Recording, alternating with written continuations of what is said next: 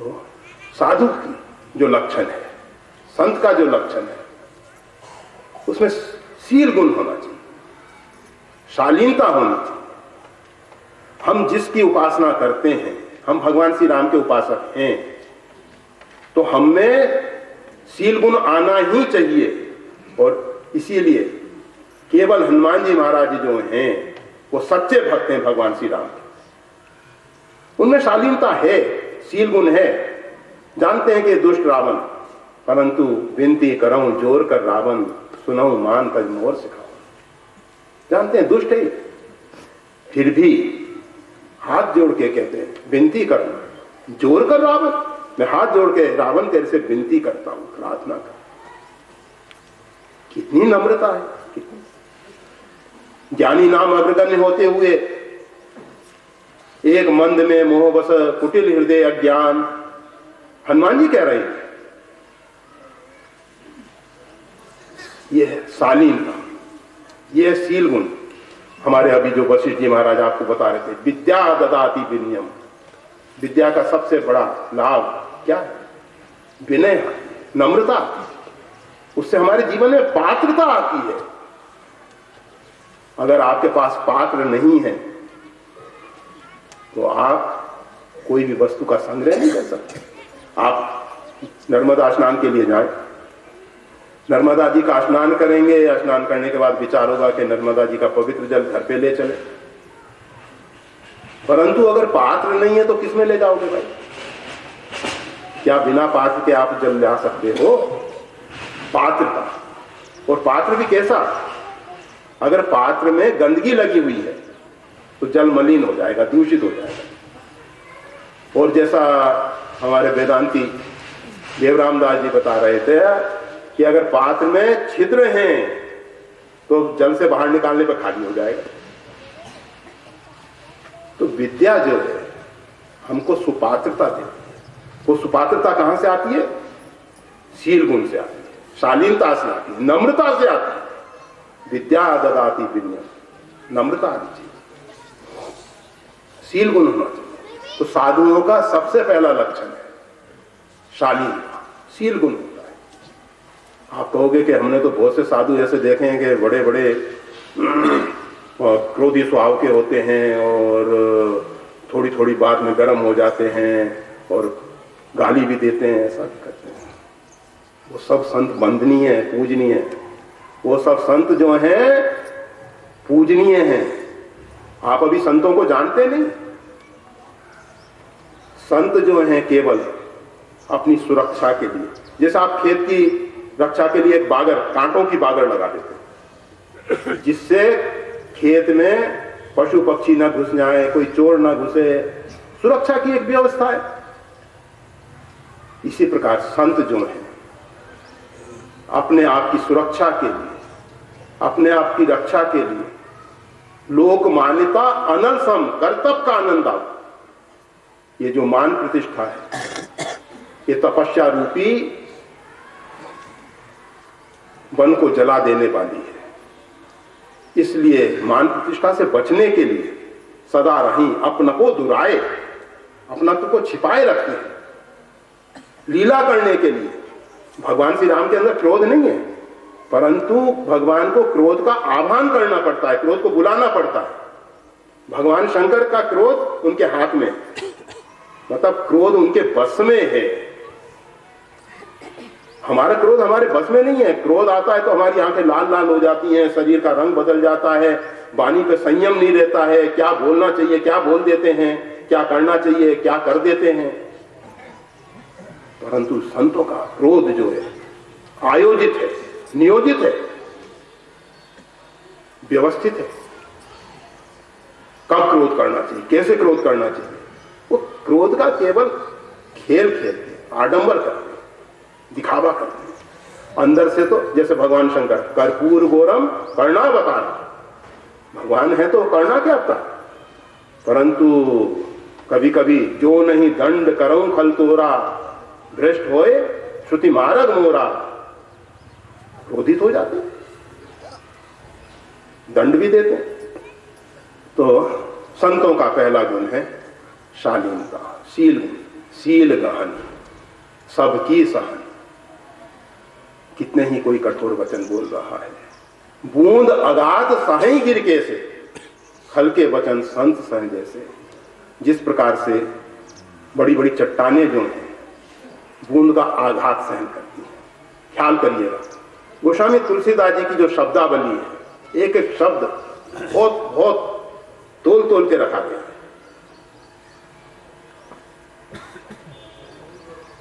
चट्टानों के ऊपर बूंद पड़ती है, चट्टान का कुछ बिगाड़ नहीं सकती।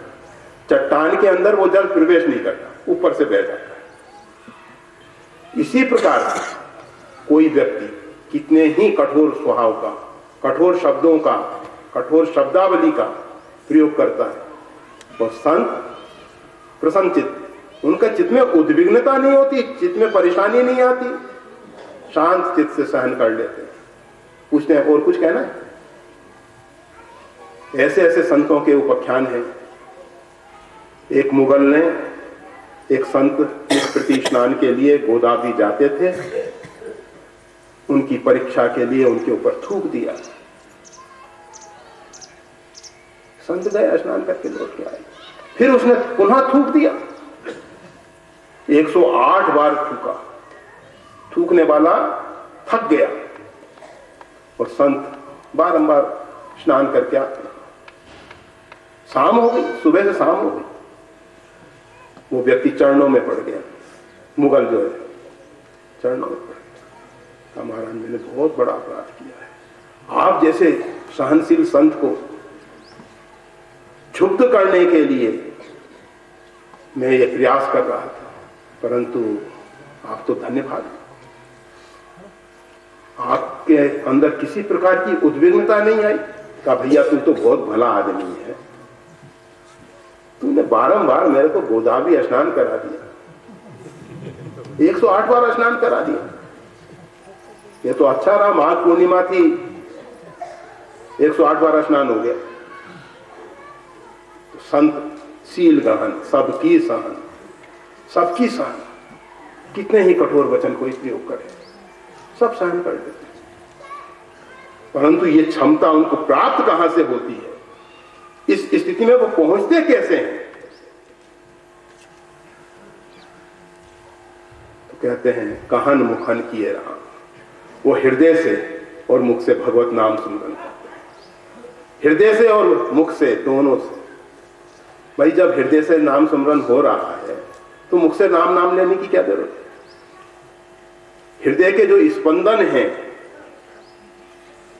वो तो बहुत दूर तक प्रभाव डालते हैं। क्या जरूरत है कि वो मुख से सीताराम सीताराम करें, श्री राम कहें, श्री राम जय राम कहें? क्या जरूरी है? तो कहते हैं बहुत से व्यक्ति ऐसे हैं जिनका अंतःकरण दूषित है, मलिन है,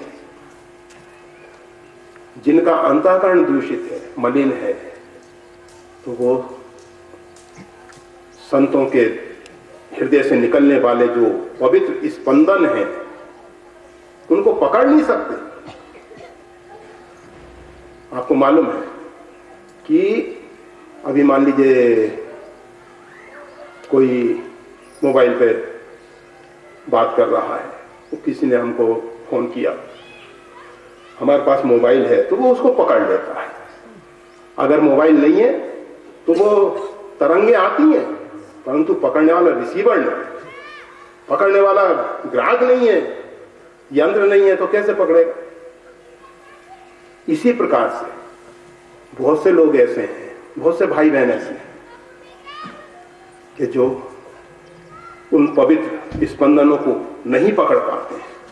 इसलिए संत महापुरुष जोर से भगवान के नाम की गर्जना करते हैं। भर जन्म भोगी नाम, हर जन्म सुख संत, तर जन्म यमदूता नाम, श्री राम रामेति गर्जन करते हैं, उच्च स्वर से भगवान का नाम पुकारते हैं।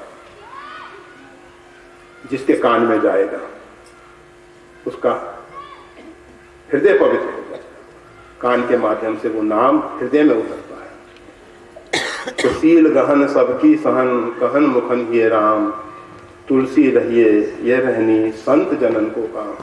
तो ये संतों के लक्षण बताए, परंतु भूल मत कर जाना। एक संत नर्मदा के किनारे 9-10 बज रहा था, लेटे हुए थे। कैलाश, ऋषिकेश में एक कैलाश आश्रम, वहां के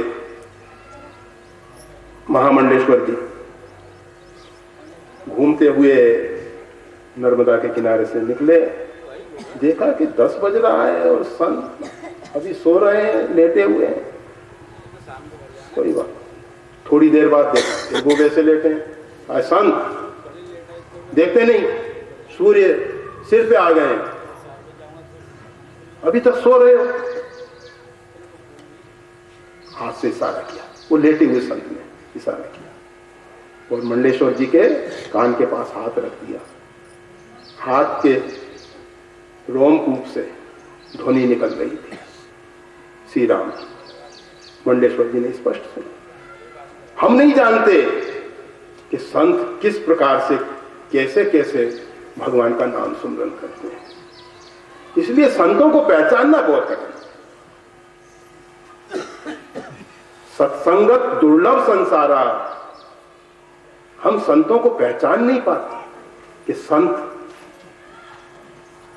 हैं, हमारे आपके बीच में वो रहते हैं, छिपे रहते हैं, अपने आप को छिपाए रखते हैं, हम नहीं पहचान पाते। और संयोग बसा कोई महानुभाव पहचान भी गए कि ये संत हैं, फिर जब हम उनके नजदीक जाते हैं, निकट जाते हैं, तो हम अपने ऊपर एक अवरोधक लगाते जाते हैं। एक इंसुलेशन हमारे ऊपर होता है, अवरोधक होता है, जिसका परिणाम स्वरूप संतों की जो आध्यात्मिक ऊर्जा है वो हमारे अंदर प्रवेश नहीं कर पाती। आप लोग जानते हैं, आप लोगों ने सुना होगा कि मल्याचल चंदन जहां होता है तो आसपास के वृक्ष जो हैं वो भी चंदन हो जाते हैं उसकी सुगंध से। परंतु कुछ ऐसे वृक्ष हैं, नारियल है, सुपारी है, केला है, बांस है, ये चंदन नहीं हो पाते। रहते उसी पर्वत पे हैं, उसी मल्यागिरी पर्वत पे हैं और वही मल्यागिरी चंदन के बिल्कुल नजदीक हैं, परंतु उन पर असर नहीं होता। इसी प्रकार से वो बेचारे जिन्होंने अपने ऊपर माइक आवरण ढक रखा, संत मिलन को चालिए तज माइक अभिमान, संतों के पास जाना है तो ये जो अपना रूप, जाति, यौवन, धन, इनका जो मद है इसको उतार के जाए। जैसे जूते चप्पल को हम पूजा स्थान से दूर रख देते हैं, सामने लिखा है सिर्फ, तो जूते चप्पल जो हैं वो दूर रखने चाहिए, देवी स्थान पे नहीं ले जाने चाहिए। पता नहीं उनके साथ कितनी गंदगी हमारे आ गई है। इसी प्रकार से ये जो मद है, हाथी बहुत समझदार है, परंतु जब मतवाला होता है, जब उसमें मद चढ़ता है, किसी को नहीं गिनता, मालिक को भी कभी कभी दीवार से रगड़ देता है। ऐसी दुर्घटनाएं घटी हैं। तो हम जब मतवाले हो जाते हैं, रूप का, जाति का, यौवन का, जवानी का, धन का, विद्या का मद हमारे ऊपर सवार होता है, तो हम संतों को नहीं पहचान पाते और संतों से जो लाभ मिलना चाहिए वो नहीं ले पाते। तो सत्संगत दुर्लभ संसार, सत्संग जो है दुर्लभ है। अगर हमको सत्संग लेना है, सत्संग करना है, जरूरी नहीं है कि सत्संग का मतलब कथा वार्ता। रामायण में एक सत्संग, आप लोग अच्छे ढंग से, सुंदरकांड का पाठ बहुत होता है भारत में। सुंदरकांड, पूरी रामायण पढ़ो ना पढ़ो, सुंदरकांड का पाठ। आज लोग विचार करते हैं चलो मंगल है, शनि है, सुंदरकांड का पाठ करने, एकादशी है, सुंदरकांड का पाठ करने, पूर्णिमा है, अमावस्या है, सुंदरकांड का पाठ करने।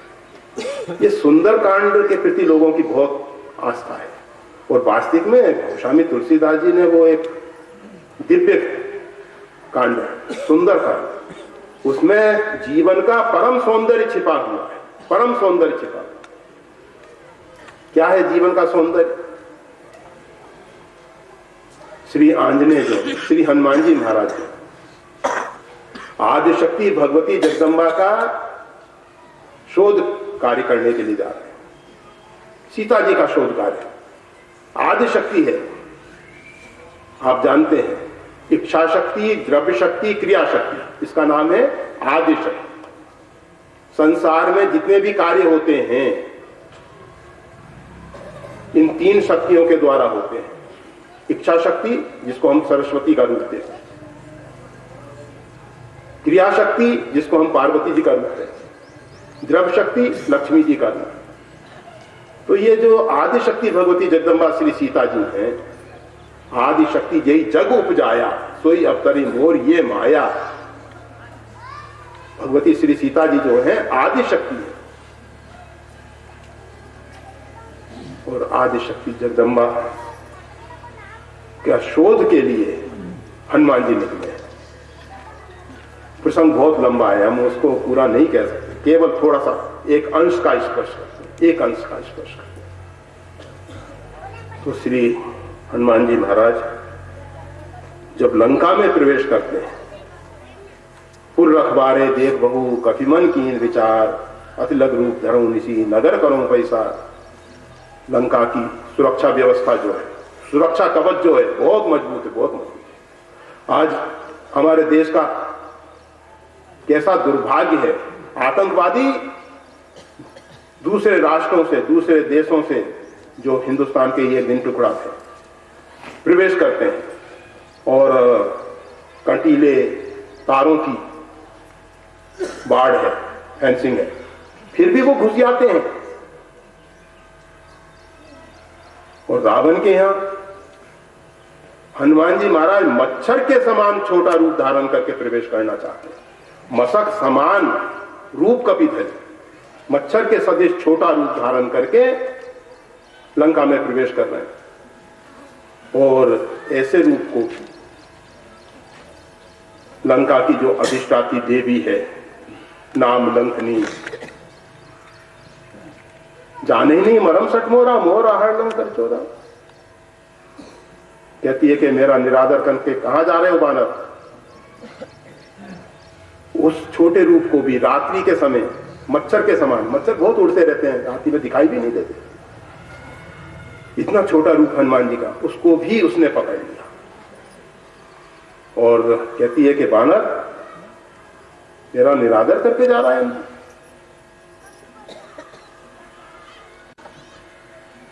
तो ये सुरक्षा की व्यवस्था, रावण भौतिक क्षेत्र में, आदि भौतिक क्षेत्र बहुत आगे था, बहुत आगे था।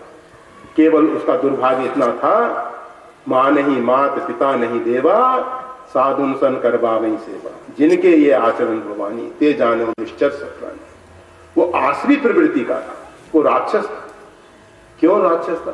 देव संस्कृति को नहीं मानता था, कर जोरे सुर जिस भी नहीं, सब दिक्पाल उसके सामने हाथ जोड़ के खड़े, उन सबको बंदी बना लिया उसने। देव संस्कृति का सम्मान नहीं, इसलिए वो राक्षस। माता पिता, माता जब उसको समझाती है तो कहता है कि अब मैं उंगली पकड़ के चलने वाला बच्चा नहीं रहा। इस प्रकार से आजकल के बहुत संस्कार थे दूर हो गए और उसको स्मृति प्राप्त हो, जिस स्मृति को अर्जुन भगवान श्री कृष्ण के द्वारा पूरी गीता को सुन के पा सका, वो स्मृति इसको तत्काल प्राप्त हुई। भगवान को 700 श्लोक में अर्जुन को उपदेश देना था, तब जाकर अर्जुन कहता है स्मृति लब्धा, मेरे को स्मृति प्राप्त हो गई, करिष्ये वचनम, तब मैं आपकी आज्ञा का पालन करूंगा। परंतु हनुमान जी महाराज ने लंकनी को एक मुष्टि का प्रहार से स्मृति प्राप्त कर दी। तात मोर अति पुण्य बहुता, देखो नयन राम कर दूंगा। उसको स्मृति आई कि वो ये साधारण बानर नहीं है, ये तो राम जी का दूत है, ये भगवान के आश्रित रहने वाला परम भागवत है, परम वैष्णव है। तो उस पे वो कहती है, तात स्वर्ग अपवर्ग सुख धैर्य तुला एक अंग तूल न ताई सकलनी, जो सुख लव सत्संग, जो सुख लव सत्संग, ये सत्संग है। तो हम आपको बताना चाहते थे कि सत्संग का अर्थ केवल कथा वार्ता ही नहीं होता। सत्संग का अर्थ है वो हमारे जीवन में क्रांति ला दे। काक होई पिक पकऊ मराला, कौआ जो है कोयल जैसा मधुर भाषी हो जाए, बगला जो है हंस जैसा चीर नीर का विवेक करने वाला बन जाए, वो है सत्संग।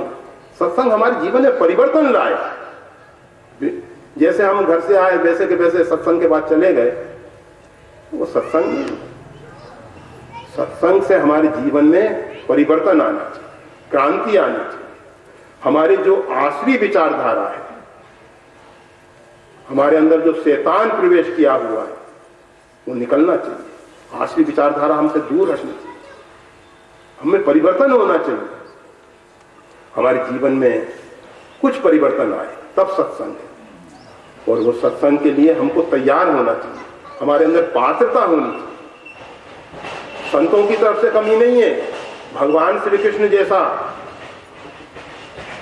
श्रेष्ठ गुरु वंदे कृष्णम जगत गुरु,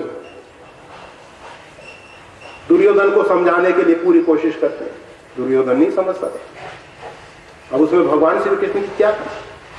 भगवान शंकर सती जी को समझाने लगे, मोरे कहे ना संशय जाई विधि विपरीत भलाई नहीं, कोई ये सोचो राम रचिता। शंकर जी समझा रहे हैं, सती जी नहीं समझ पा रहे हैं। जगत गुरु त्रिभुवन गुरु भगवान शंकर समझा रहे। तो गोस्वामी तुलसीदास जी इसीलिए कहते हैं, मूरख हृदय न चेत जो गुरु मिलई विरंची सम। ब्रह्मा के सदृश अगर गुरु मिल जाए वो भी हमको नहीं बदल पाते, क्योंकि जो व्यक्ति पहले से अपने आप को ज्ञानी मान लेता है कि हम तो बहुत अच्छे हैं, श्रेष्ठ हैं, हम सही है, वो कुछ नहीं ग्रहण करता।